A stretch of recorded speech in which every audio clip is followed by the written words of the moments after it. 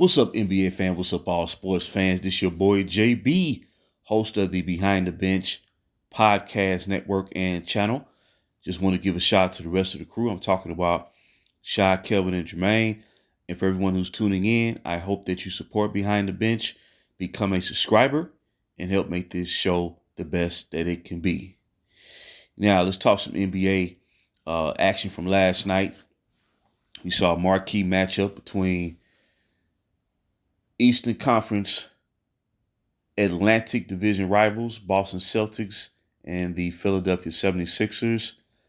And what is carried over from last season's playoffs, where Boston defeated the Sixers in 7 games with a blowout in Game 7.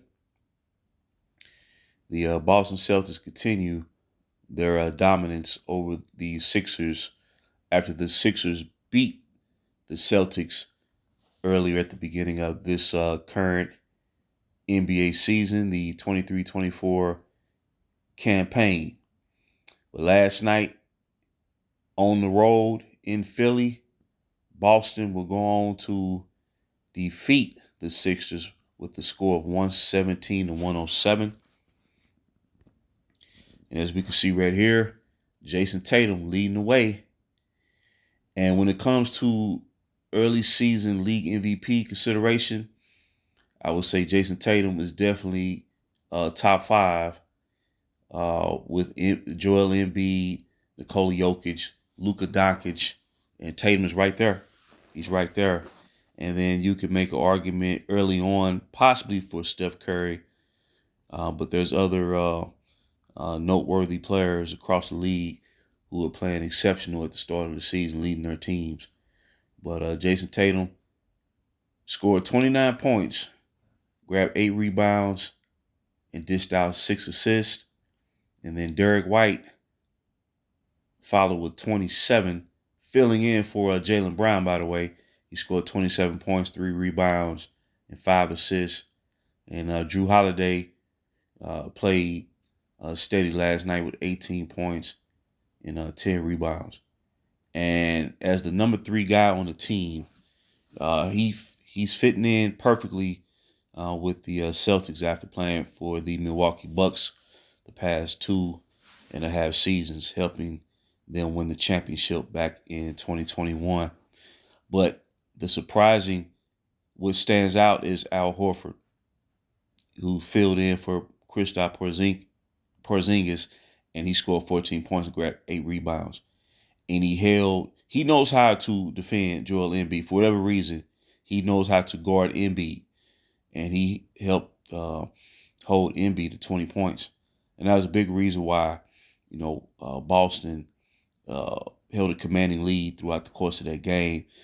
Philly would make a rally here and there to try to cut into the deficit, but ultimately the deficit proved too much to overcome and prevail. And then what it comes down to right now, Boston is definitely the best team in the Eastern Conference, and right there with Denver Nuggets starting off the season with a 9-2 record.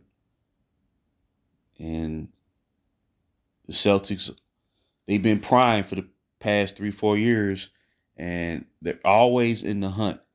They're always right there, and you figure sooner or later, at some point, they will break through and ultimately win a championship. You would think so. But the fact that, for the most part, they advance to the Eastern Conference Finals just about each and every season. So they're always right there in terms of, vying for that championship. But you have a prime Jason Tatum, Jaylen Brown, the number 2 guy, and then Jrue Holiday.